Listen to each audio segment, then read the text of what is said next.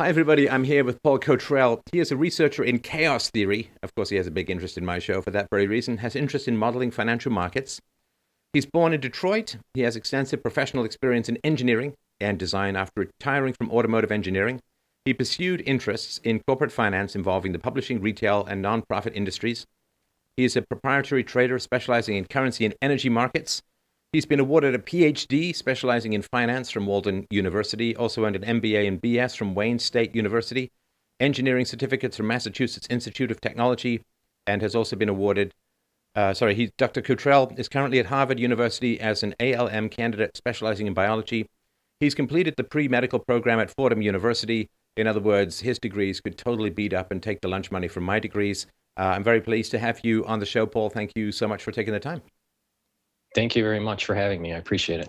Okay, so we're going to talk, I guess everyone can tell from my red background here, we're going to talk coronavirus and I think some economic impacts that are quite important. And one of the videos that you made that was recommended to me that had me skin crawl just a little bit was your video on the impact of coronavirus on the health systems and the lungs in particular. I wonder if you could help people understand where you're coming from, and hopefully we can push back against this "it's just the flu, bro" kind of narrative. Right, right. So people need to understand the main receptor that this coronavirus is infecting is the ACE2 receptor. And the ACE2 receptor involves a pathway called the renin-aldosterone pathway. So this helps control your blood pressure. So as this virus is breathed into your lungs, there's a high probability of it connecting to this ACE2 receptor and going in endocytosis into the cell and starting to replicate. But what is interesting that just came out just recently is it's not just the ACE2 receptor, and it's not just the Wuhan strand. We have other receptors that this is infecting, such as the GRP78 receptor and the CD147 receptor. But it seems as though that the spike protein on the coronavirus has more affinity for the ACE2. It actually is supercharged when we have a protease called furin in our cell. We have furin in our cells that helps process proteins. Sometimes proteins are made and they have to be cleaved or folded in a certain way to be activated. We have inactive proteins and activated proteins. So furin at times can migrate to the cell surface. If the furin is next to ACE2 or these other two receptors that I just mentioned, it adds 1,000 times more virulence for the spike protein.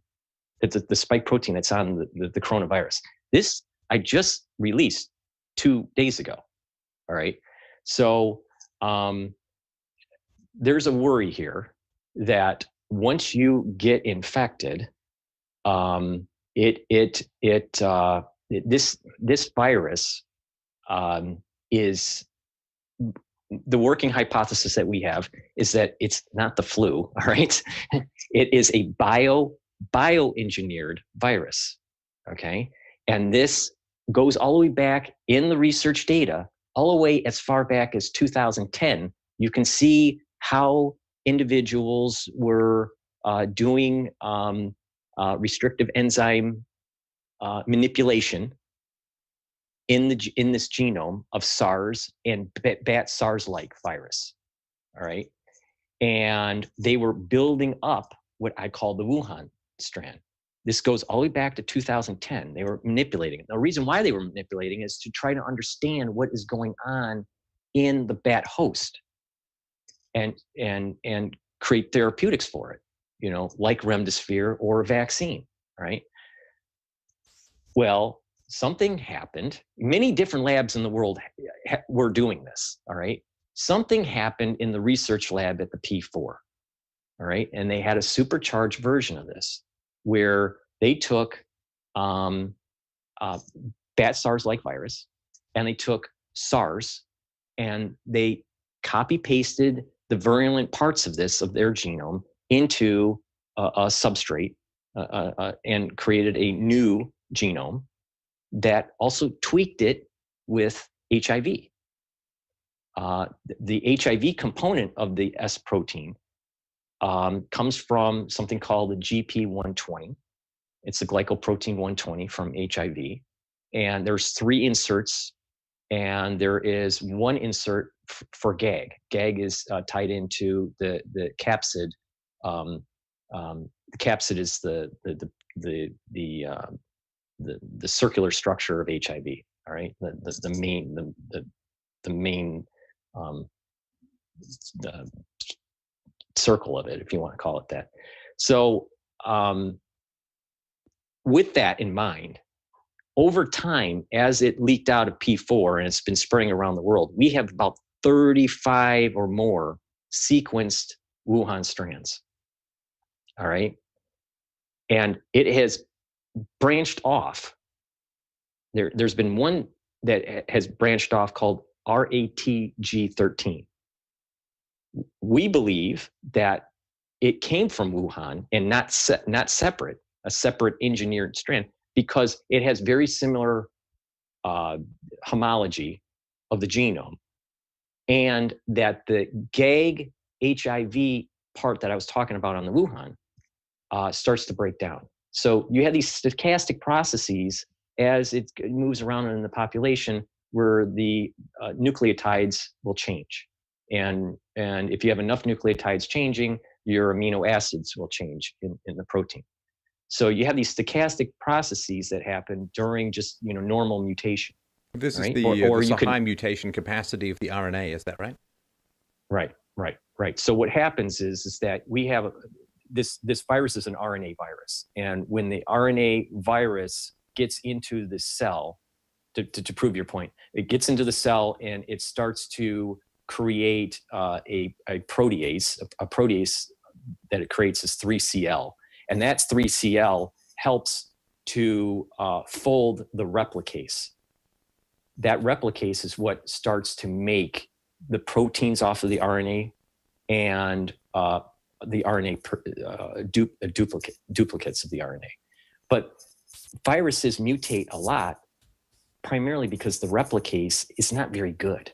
It's not like our polymerases where we have checks, proofreading mechanisms.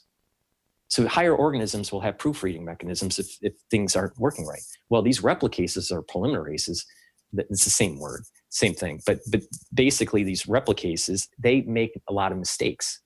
But in the world of natural selection, that can allow for attenuation, the weakness of a virus, or it can allow sometimes more virulence.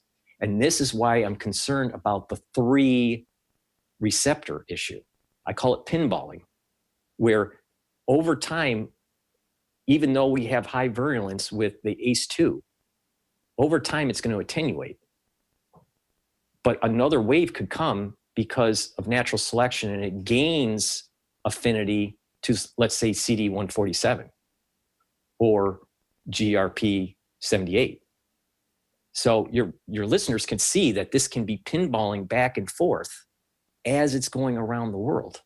Well, this is something I've sort of interrupted, but this is something that I've really tried to emphasize in my presentations, knowing as I have studied quite a bit of the medieval history of the Black Death. It came in a series of waves. People think of a plague as like one big Albert Camus kind of peak and then a trough, and then it evens off, or maybe it stays kind of low grade in the population. But if you look at the 1819 Spanish flu, yes, we're going to call it the Spanish flu because we're sane. The Spanish flu came in a small wave, a large wave, and then a smaller wave. And the bubonic plague, the Black Death, came in a series of waves over decades, and some places even longer in Europe. And this idea that you can just get this peak, tamp it down, social distance, and deal with it. There's nothing wrong with doing it. It's a good thing to do, but we don't know how big the second wave is going to be, even absent mutation. It's just the way these things tend to roll. Right, exactly. We are looking at the epidemiological dynamics of the Spanish flu as a proxy. The difference is we didn't know molecular biology in 1918. We do now. And this is a bioinformatics engineered virus that Okay, we're so dealing with. there's a lot that And you, the hang on, Spanish sorry. flu. There's a lot that you talked about in the beginning. I kind of want to break it down a little here because Okay, it's, you know, you're squeezing so much information into so few syllables. So when you say bioengineer, do you mean that there's evidence of human tampering, not necessarily that it's any kind of weaponized thing, but they were doing, messing around with the gene sequence in order to try and learn something? They put some dangerous stuff in there and it got out. And I've heard the AIDS insert. I've also heard that the AIDS insert has been questioned or some of the papers have been withdrawn, although these papers being withdrawn, you never know if it's political pressure or economic pressure or what. So the AIDS inserts that you're talking about, help me understand a little bit more about some of the controversy around that. Okay, all right. Here's what happened on January 25th. I looked at the genome in the NIH database that was released from China. I was only doing it for fun because I took bioinformatics at Harvard, and I was just doing it for fun. All right. So I went in, and then what I saw was the copy paste of you got to remember that this genome is 30 nucleotides long, 30,000 nucleotides long. Okay. They copied bat SARS-like into the replicase. Bat SARS-like was good for the replicase part of it. So it could replicate, but it didn't have a good spike protein. So it wasn't that virulent. Okay, spike protein, just remind me of the audience. Okay, the spike protein is the corona that they're talking about. Okay, you have the virus, it's circular and it has spikes. So it's called the S protein or the spike protein. That is what attaches to the receptors. Okay. That has if you need more HIV visuals, homology. just check the thumbnail. Because I've been using this thumbnail for a while. It's called the coronavirus because of this halo and these spiky things. They remind me of sort of sea mines in sort of World War II with their little spikes coming out. Exactly. So that's how cells can communicate, is these receptors. We have receptors that take on hormones or different chemicals and creates a whole downstream effect of processes. Well, viruses have learned through natural selection a way to connect to some of these receptors. They're brought into the cell, and then they start using the cell machinery to replicate. Now, so this spike protein is the key to the receptor. The receptor is the lock, if you want to look at it that way. Now, in terms of what happened, so I looked at the genome on January 25th and then on January 27th. And I saw that they took the best of both worlds, the best of the replicase, about 2,000 nucleotides, and pasted it in. That's not zoonotic.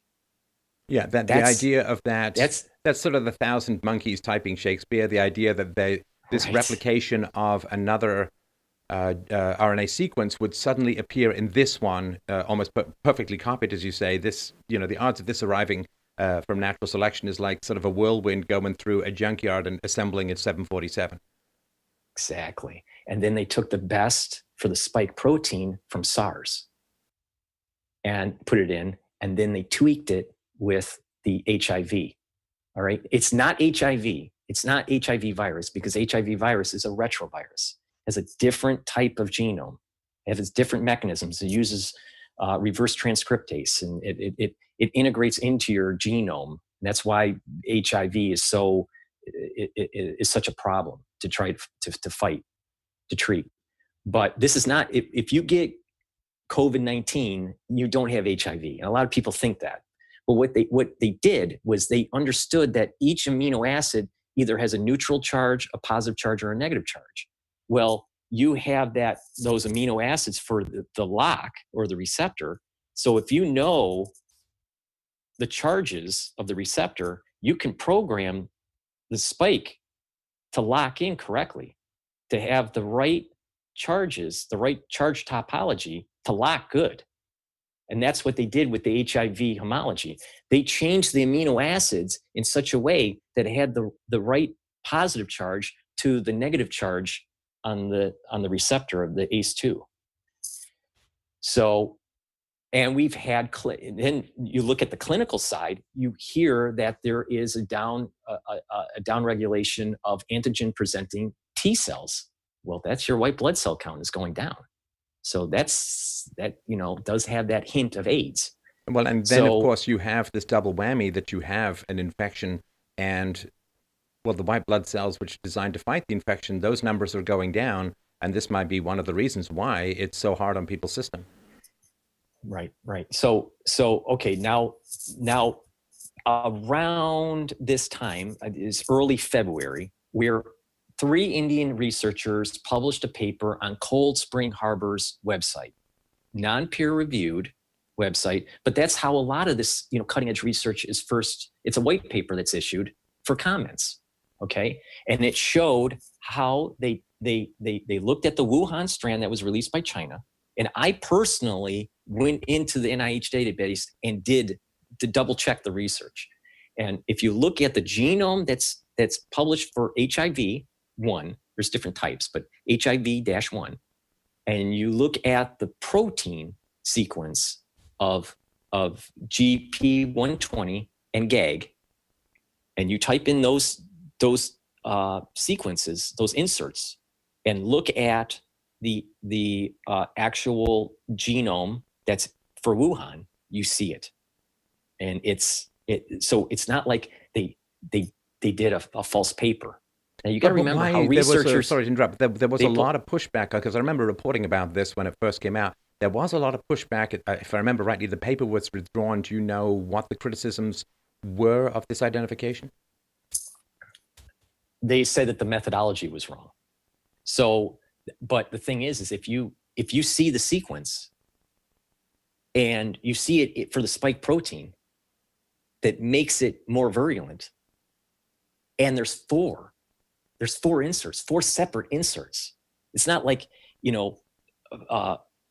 just a sequence. It's 4 targeted in there. The chances of that being zoonotic is low because it's 1 sequence, I could say maybe zoonotic. 2 sequences, maybe. 3, 4, then the probability becomes less and less, right? And these sequences are not just 2 amino acids matching. One is 6, another is like 8, so that the chances, and to make an amino acid, you need 3 nucleotides. So, and you need 3 nucleotides plus another 3 nucleotides plus another 3 nucleotides to make up the 6 amino acid sequence. So the chances of it being zoonotic is very low. On top of when you look at the copy pasting that took place with bat SARS-like and SARS coronavirus. So this was definitely bioengineered. And that's just looking at it from bioinformatics. So you can look at it from 3 different ways. You can look at it from the bioinformatics. You can look at it from the probabilities, pure probability. It's very low. And then on top of it, it's right by a P4 facility where supposedly it was leaked, by the fish market. So the probability of all this being zoonotic is like 0.00001 or less. The bioinformatic perspective, you can see the copy pasting. But then you can see the building through the research and how they were studying this in the bat host and try to make a virus that goes under the radar of the immune system to be able to understand the biology, to speed up the research. So I understand why they did it. Okay, but let me understand this, because this is the big question, and of course we may never know the actual answer, of course, Paul, but this is the big question. If it was engineered, why on earth would somebody want to create such a hellish virus? If it doesn't exist in nature, it's not like you're researching it to create some sort of vaccine or some sort of protection against it. I mean, is this not just, well, I don't even want to say it, but I mean, wouldn't this have significant military applications? There's a lot of ways to look at this. We can go down the very dark road, or we can, hopefully it wasn't the dark road. I originally had the thought and the hope, and I stress hope, that it was purely scientific and that it was leaked on accident. But you can have something that is scientific, going in a scientific pipeline, and then bifurcate and then have a dark operation going on. So they could have been building up this virus in 2010. And there is some evidence to your point, in around 2015 where it went dark op. And so they developed something and the military were like, ooh, that could be of use to us. Yeah, that's what I think happened. Yeah, I think that's what happened. Now, that's going down a dark road, and if that, why was that released? Was it released on accident? Was it released on purpose? Who released it on purpose? Why? It opens up a lot of questions that may never be answered.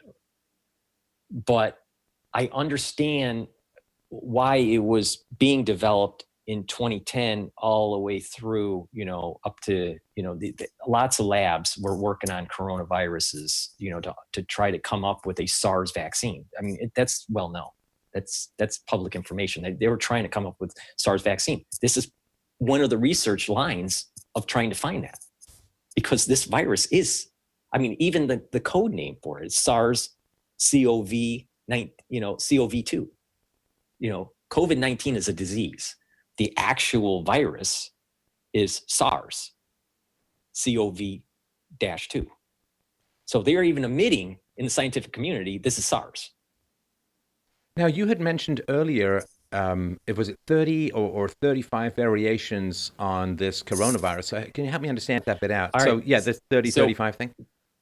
So over time, there is this stochastic mutation that's taking place, right? So when that happens and people get infected in different areas, they have been sequencing. So the last I looked was last week, and there's over 35 Wuhan strands of this. So there's the California one, there's the Illinois one, there's Hong Kong, there's South Korea. So there's... Okay, but so what do you mean by strains? Variations on a theme, but would the same vaccine work against all of them? The genome is so similar. The genome is so similar, you can call them the same, they're from the same family, from the same lineage, and that the therapeutics, high probability that they would work for that family. But the therapeutics... When you say therapeutics, because there's two. There's the actual targeting of the illness. There's a bunch of Australian researchers who found, I think it was a drug that deals with malaria, and I've also heard the AIDS drugs or HIV drugs work. So there's two therapeutics, right? One is just get oxygen into the lungs, which is the intubation, which is the oxygen mask, and so on. And then there is the actual targeting of the virus. And so you're saying even though there are local variations, the same medicines might target, or probably would target, the same variations of the virus? Yes. Okay. When I say therapeutics, I'm saying like remdesivir, antiviral medications, I'm not talking about ventilation, but that is a therapeutic also in definition. But okay. But a pharmacological therapeutic. So you have about, so as it spreads around the world, it's going to have minor variations in its genome, and they're sequencing those and publishing it. So there is more than 35. How many? I don't know today, but last week it was around 35 of the Wuhan, and only one of the RATG13. Now, over time, we're going to see much more of the RATG13. Sorry, remind me of the difference between that acronym. Okay. So I don't know what the acronym actually stands for. That's just the code. That's the code that they have. So you have this is what I think happened. You had a bioengineered virus that leaks out of P4. It's Wuhan. Wuhan then starts to mutate, and we sequence, and we have 35 different genomes that are so similar, just a few nucleotides or whatever that are different. Something happened, and there is a zoonotic mutation that takes place that's beyond just it gains function. It has a different dynamic. Is it more virulent or less virulent? I don't know. I don't think there's enough research to say either way. It could be more virulent, it could be less virulent, but it's different. It's different enough to say it's a cousin. It's not in the family. It's not siblings. It's a cousin. All right. But there's only one of those that were sequenced that I've seen in the NIH database, while there were 35 Wuhan. So as time goes on, you're going to see more and more of these being sequenced. But it's important for the listeners to realize, just because there's 35 of Wuhan doesn't mean there are like radically 35 different viruses that are attacking you. No, it means that out of this 30,000 nucleotide genome, you may have 50 nucleotides different. And just because you have a different nucleotide doesn't mean that it codes for a different amino acid. So you have to have enough mutation that takes place. So my concern here, Paul, I think everyone's concerns, is if it starts to drift even more, you're going to end up with like the common cold or the flu, wherein there's just enough variation, at least with the flu, right? I mean, how do they get the flu vaccine every year? Well, they just kind of guess how it's going to mutate the next year and try and figure out what spectrum to apply there. Because if it starts to drift even more, and given its replication rate, given the non-asymptomatic transmission rate and so on, it seems to me it could be kind of likely. Is it going to drift enough that we're going to end up with, well, I guess further than cousin relationship, possibly even outside of medical help? Well, here's the thing: is that viruses and lineages of viruses can attenuate in the population usually, and they learn, and it becomes less virulent and more common. Right? Coronaviruses are cold viruses, right? Many viruses are cold viruses, but this will attenuate. But my concern is that because of the mechanism, it's bioengineered. This is something that we've never really seen before, that, to our knowledge. Maybe they have released other things into the population we don't know about. But let's assume this is the first bioengineered virus that really leaked out that has this level of lethal, or virulence. My concern is, as one receptor affinity starts to attenuate, another receptor affinity starts to get stronger. And this is where I'm worried about that second, third, fourth wave. I believe that just with Wuhan, I don't know about RATG13. That's really new. That was only sequenced February 24th.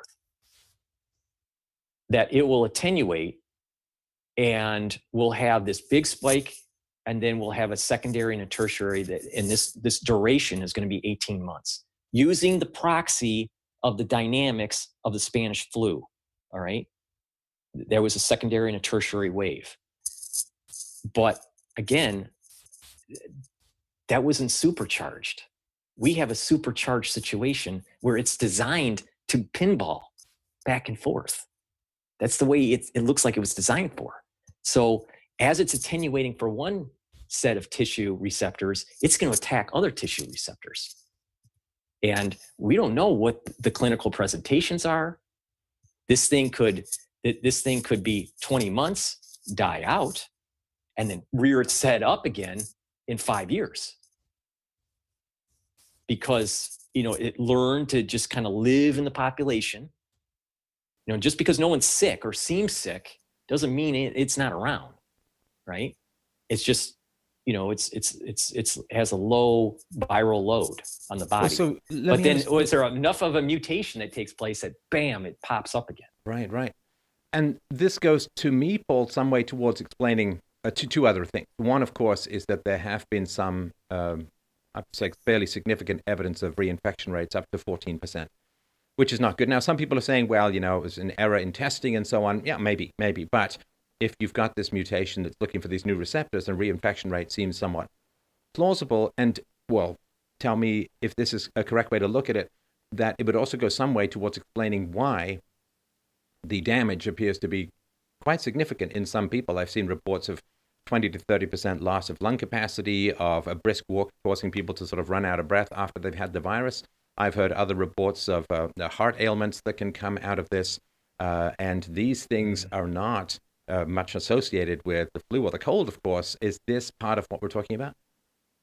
Yes, yes, yes. You see, people need to realize that the ACE2 is not just in the air sac cells.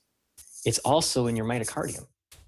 So if you, so that we know through clinical presentation that individuals that have diabetes and this is my big point about America because we're unhealthy, but diabetes, heart disease, liver issues, especially, liver cirrhosis, drinking too much, that sort of thing, or kidney dysfunction, they all have ACE2 receptors because they use it for hormonal communication for homeostasis. So this virus is using that, and it can shut down the heart or turn down your kidney function. So it's not just lungs, but you can get it into your lungs, and then you get that viral load. Takes a little bit of time. It starts multiplying. It exocytosis out of the cell, and it's all over the body. And it moves. If it's not treated, it can move towards like sepsis, where you have multiple organ failure. So if people are already compromised with a low immune system, diabetes, and again, that GRP78, that's glucose receptor protein. So glucose is involved in this. So this, but that's a chaperone protein within the cell. But if we're stressed, if a cell's stressed or tissue stressed, it will upregulate that and turn into a receptor. So if you already have a compromised immune system, you'll upregulate GRP78, and that virus can get it. That virus can use that as a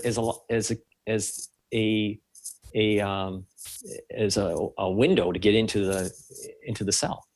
Okay, so it seems to me that the scientific community, if what you're saying is correct about the evidence for it being bioengineered, it seems to me that the scientific community should be front and center with this, talking to people about this being not something that's just evolved, not something that just drifted from bats to people, but given the evidence that it is a bioengineered virus, this should be front and center because, as you say, this is unprecedented. Why do you think more people are not coming forward to talk about this? Well, it goes back to the 3 Indian researchers.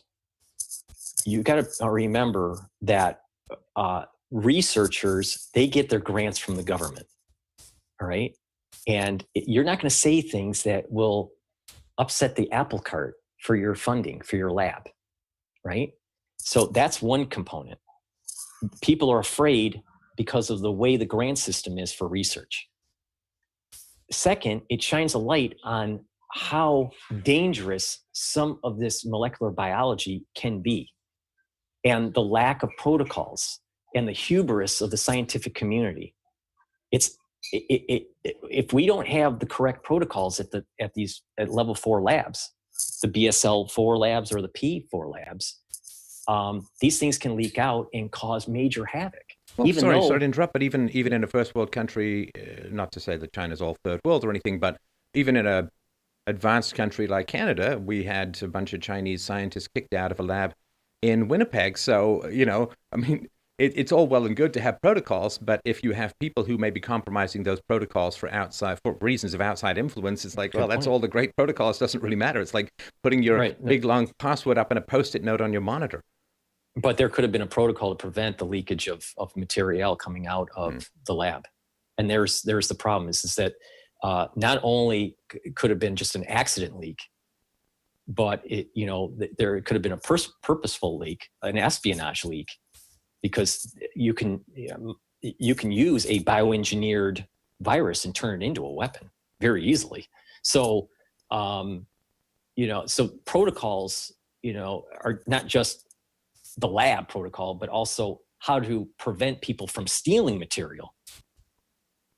I think that's weak also, but it shines a light on some of the things that are happening in dark operations in these labs. And I don't think people really realize. I mean, maybe they realize it with the nuclear, age and the nuclear, Los Alamos type technologies and stuff like this. But I don't think people really realize all of the things that are happening with these labs and how they're tinkering around with genomes and making chimeras, and I don't think the average person really understands it. Well, because the especially phrase with that's always, CRISPR. the phrase that's always used is playing God, but that's actually not quite accurate. It's more like playing Satan. Sorry, you were going to say something about the CRISPR technology. Right. Well, right, exactly. It's like, I agree with you, like playing Satan. There's a hubris in the scientific community to think that and this is where the chaos theory comes in. They have a hubris thinking that they can contain it, that they know better, that they have the protocols or the knowledge to understand what's going on, and that everyone will be safe. But then some black swan event happens, and it creates a thunderstorm of activity that could not be predicted, and the whole system goes in chaos, and eventually it will reach equilibrium. But I love the movie Jurassic Park. I was just thinking of the Jeff Goldblum character with the water on the hand and which way it goes, right? Well, no, it was when they were in the dining room, when he said to the guy that created Jurassic Park, the older guy, and he basically said, your scientists were so busy trying to do it. Oh, sorry, I remember the quote, kind of annoying me. They were so busy wondering if they could, they never thought whether they should. Exactly. And this is where philosophy comes into this, is that asking that question, are we too hubris to be messing around with this stuff? And if so, what sort of procedures, policies, checkpoints could be put in place? This philosophy has a lot to do with solving this problem, because there was this hubris in the scientific community that they know all.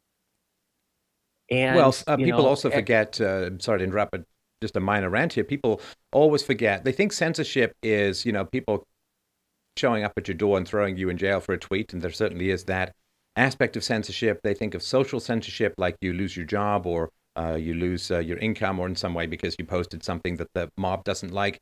But scientific funding is censorship, and people always forget that whoever pays the piper calls the tune. And if the government is funding, then the promise or withholding of funding is a form of very brutal censorship on the scientific community, which is why you get this groupthing, which is why you get this conformity, which is why people, I think that their trust in scientists, given the failures of the peer review process, given some of the inconsistencies in global warming panic scenarios, and this as well now, where people may have created this virus that's going to take out some percentage of the world population, it's like, it goes back to the injustice and coercion of scientific funding and how much it gets people to fall in line and not question an orthodoxy, which is the exact opposite of what the scientific method is for.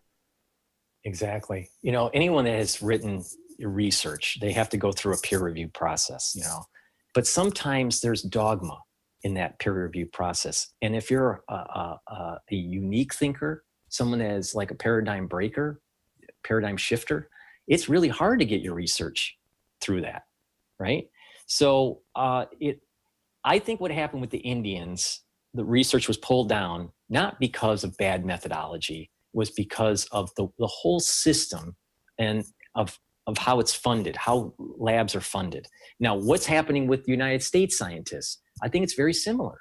Look at what happened with Lieber, Professor Lieber at Harvard. He was charged for espionage.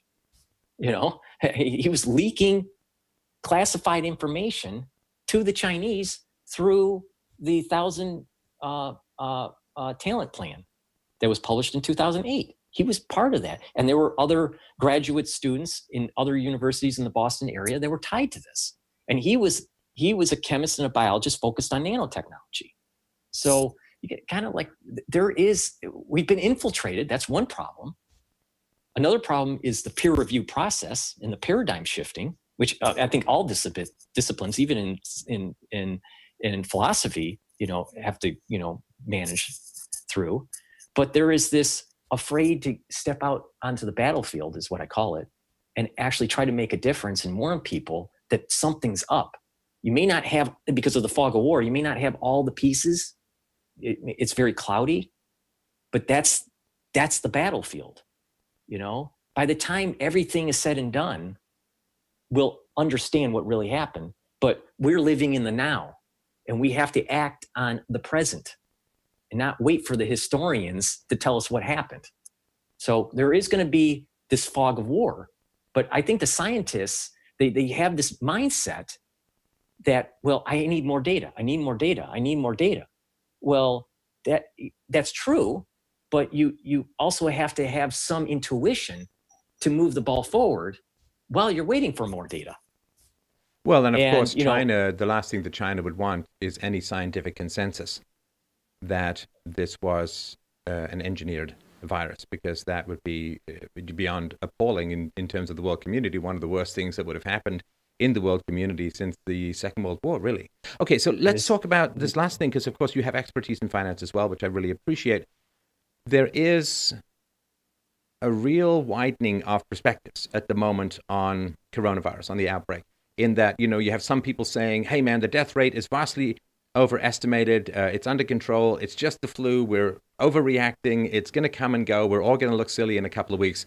And there are other people who are, I'm trying to sort of navigate between these two positions. Usually the truth is in Aristotelian mean somewhere in the middle. And other people who are saying, this is the end of the world as we know it, the economy is going to collapse, the dollar is going to evaporate, going to monetize the debt. Well, they're kind of already doing that at the Fed these days. What is it, 2.2 trillion plus another 500 million or something over the last day or two, and 0% interest rates for those close to the centers of power. Where do you think the response, I mean, we can focus on America. I know that you live in the States. So where do you think the response is relative to the risk? I'm going to say something really, really scary. All right. And I don't mean to scare people, because I've spent a lot of my time trying to help people and calm people down. I mean, but this is much worse than Lehman. You look at the VIX. The VIX is already trading in 83 or 80. Last I looked, it was 80, mid 80s, 85, something like that. Okay, so can Lehman you tell happened people in what 89. that means? That would be good. All right, all right, VIX index is like a risk index on stocks. The higher the number, the more risk there is. Now, normally, risk is heteroscedastic. It spikes and it comes down really quick. It's rare, very rare to have elevated risk.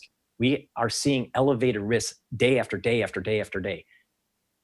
That only happens maybe in a war or, a major catastrophe, a banking crisis. The last time that we have seen this dynamics on the VIX is Lehman.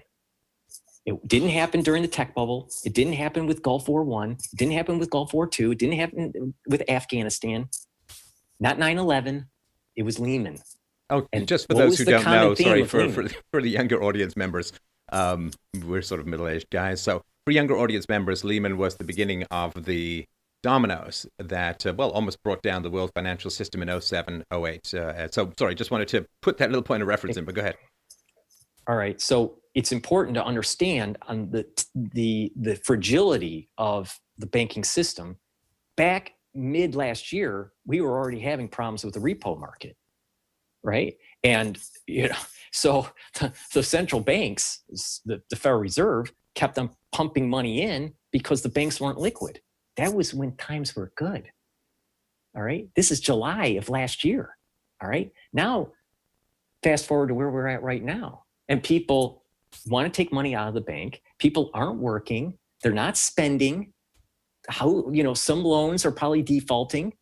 So the banks were already fragile. Now, the VIX is an indicator of what risk is building up in the system. And it's elevated. It's not heteroscedastic. It's not coming down quickly. It's elevated, just like Lehman. So I really believe that we are in 1929 or worse. Because 1929, it was about fear, about markets. This is a virus that's shutting down the economy.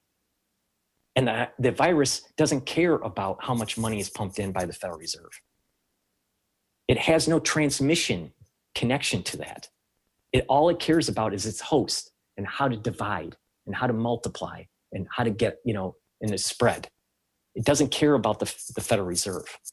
The problems that we had with 1929 were somewhat agricultural and and stock market related. Well, it was That a lot could of be. it was a lot of policy problems, and that the Well, lever that that too. causes They the made a lot problem of you can use to solve the problem. And so, given that they were That's true. flooding the But market with funny money, given that they were manipulating interest rates, at least you have a lever that can undo that kind of stuff. But which, of course, they didn't do. The 13-year Great Depression we have a culminating in World dynamic War II.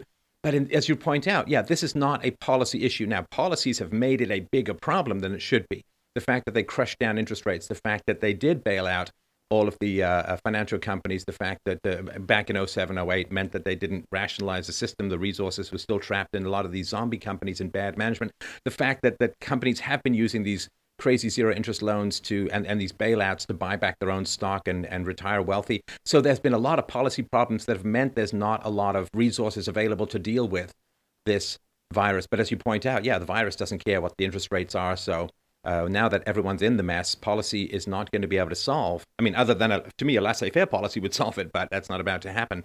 But you're right. Yeah, of course, it doesn't respond. It's not a political animal. Right. It's important to understand that the virus is going to burn through the United States. It's going to burn through the world. All right. And it's going to last for 18 to 20 months. This is not 4 weeks, 3-month thing. It's 20 months. The level of activity of the virus, we don't know. It's going to be spiky. All right. But the actual amplitude of that spike, we don't know. But because of the health conditions of North Americans, especially in the United States, we're unhealthy people. Half of the population is unhealthy / geriatric. And this is the problem, this virus takes advantage of that. I'm probably stepping out on a limb here compared to other people, but 165 million Americans are going to be infected with this virus in 20 months. Most of them will have mild cases. 1/6 of the ones that are infected will have severe case. 25% of them, which is about 6.9 million people, will die from complications of COVID-19 because of the health situation and the geriatric component. So, like, for example, to try to bring it down to reality of what these statistics say, my mother's 73. She has severe COPD. She was a long-term smoker. And severe COPD. She gets this virus, in 3 days, she's dead. That's what that means. My father, he's 76. He has some elevated blood pressure controlled by statins. If he gets it, probably in 14 days, he's dead. That's what that means. And there's a lot of Americans that have parents that fall in this category. So it's not out of the realm of possibility of what I'm saying. So that's why trying to shut down the society, almost biblically in a way, the 40 days and 40 nights, as the angel of death comes through and let it burn out. And then the population could, try to rebuild. But unless they come out with a therapeutic, pharmacological therapeutic that cuts it in its tracks right away, I really believe that we could see 6.9 million people die in the United States from complications of COVID-19 because these diseases they have, they can't take the viral load.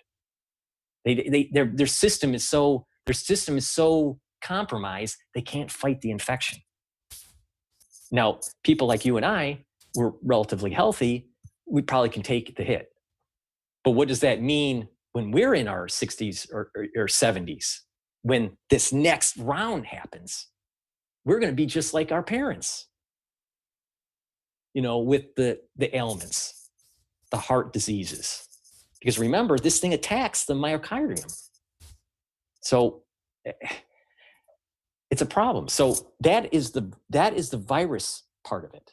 then you can just imagine the shutdown of the economy as the deaths are happening, and the need for quarantining, or what they call in New York, shelter in place.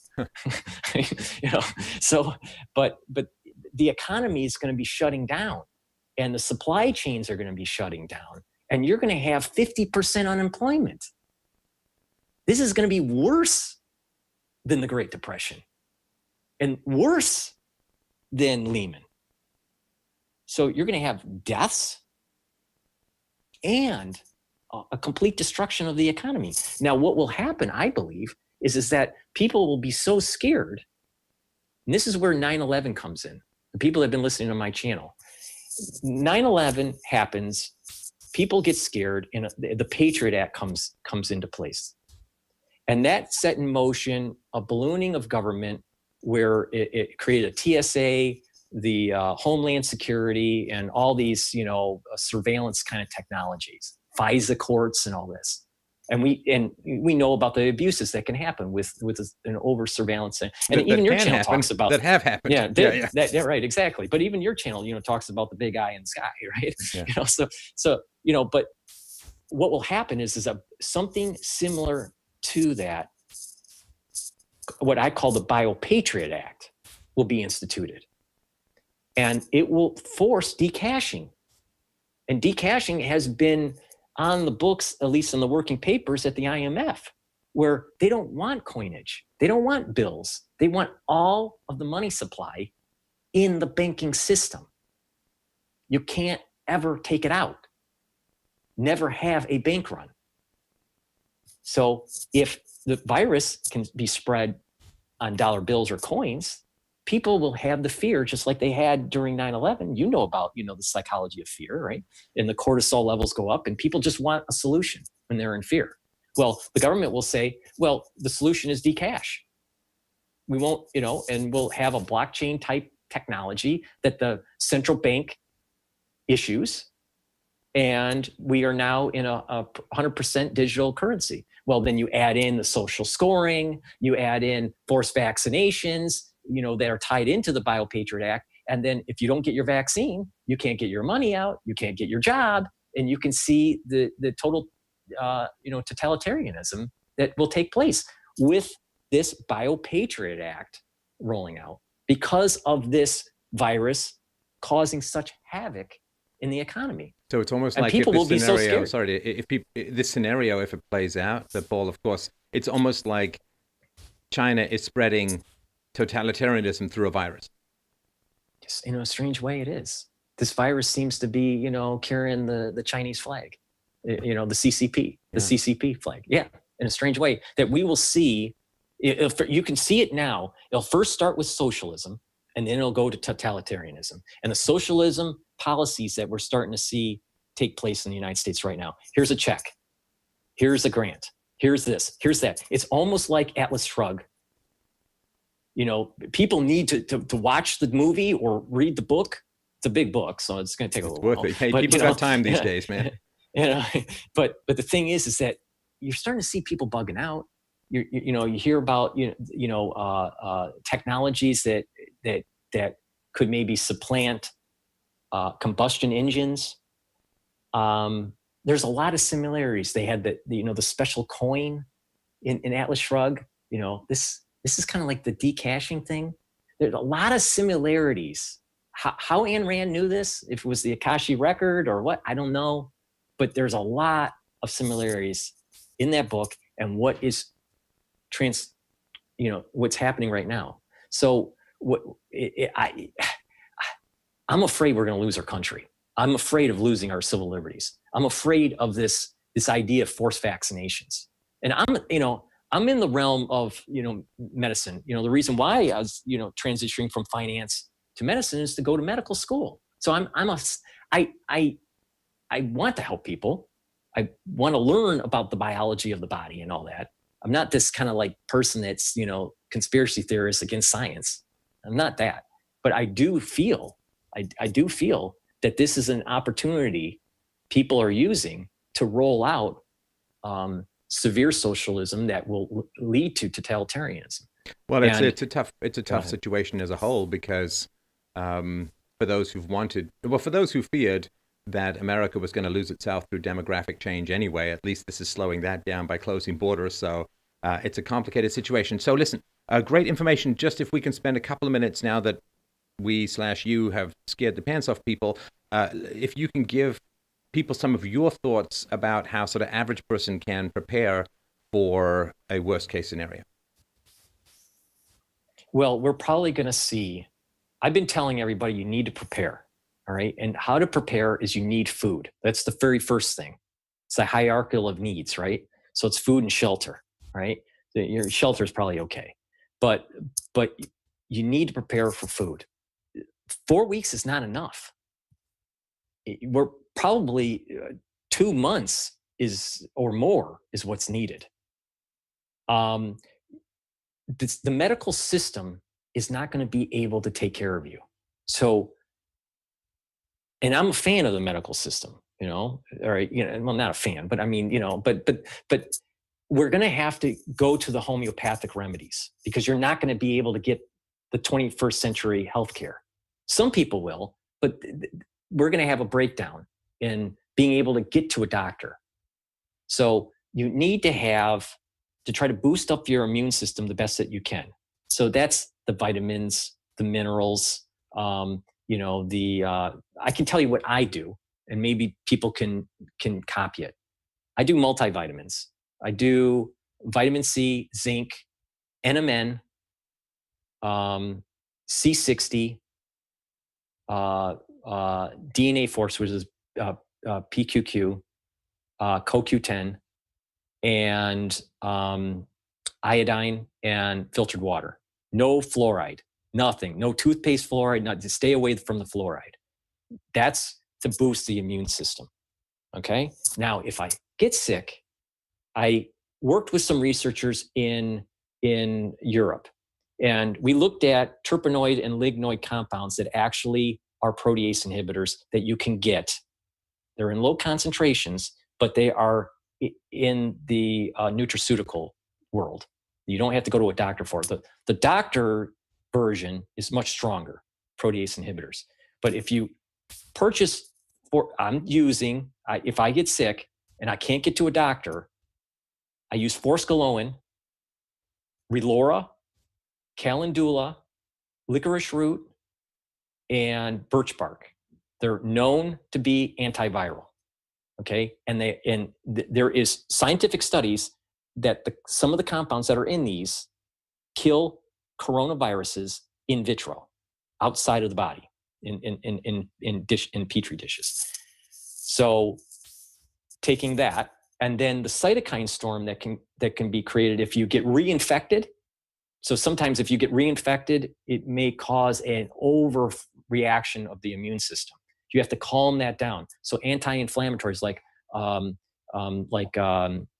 turmeric or rosemary, those compounds will help calm it. But you got to take a lot of it because it's not the medical grade. So you have to, take a lot of this stuff. But there are means on the homeopathic realm if you can't get to a doctor. And that's important, is to get those in your home for your family, just in case you start getting sick and you don't have anything. The colloidal silver realm or the nano silver realm will also help to boost the immune system. All right. And are known to be inactive. I got to be careful the way I'm saying this because of the current climate. Known to inactivate pathogens. So, and the government, and I know this for a fact, Homeland Security is going to ABL. ABL is one of the main labs that make nanosilver to buy big purchases of nanosilver. So, and our military uses nanosilver for wound dressing, for on the field if they get cuts and stuff, because it kills the pathogens and activates the stem cells for healing quicker. But those are some of the things that you can get in your toolbox. But you also have to prepare with the toiletries and the feminine hygiene stuff. And, a lot of people don't think of this or just overall hygiene products that you might run out. You may only buy, 1 week supply of shampoo or conditioner or whatever. People need everything that you buy that you typically need, you need 2 months worth. And that causes, the problem is that causes supply chain disruptions because there's this big spike of demand. So, for me to help people and tell them to go and buy 2 months supply is actually, in a strange way, a negative feedback causing a problem for supply chains. Well, not for those first in line, but I want listeners to this to be first in line. All right. Well, listen, I really, really appreciate the detail on this. Of course, you're not trying to give medical advice. Neither is anyone here. We're just talking about your own personal experiences. But I do want to remind people to check out Paul. It's Cottrell, Cottrell. It's got a great website, a great YouTube channel, and I'll put links to all of those below. I hope that you'll stay in touch. This is a very illuminating, to the point where I'm getting a headache, but that's good, right? So very, very illuminating discussion. I really, really do appreciate it, and I hope you can join us again. Yeah, I would like to. I try to unpack it as best I can in such a short amount of time because there is a lot of information there. Well, I'm sure we'll get you back on. I really appreciate your time. Thanks, Paul. Thank you. Thank you.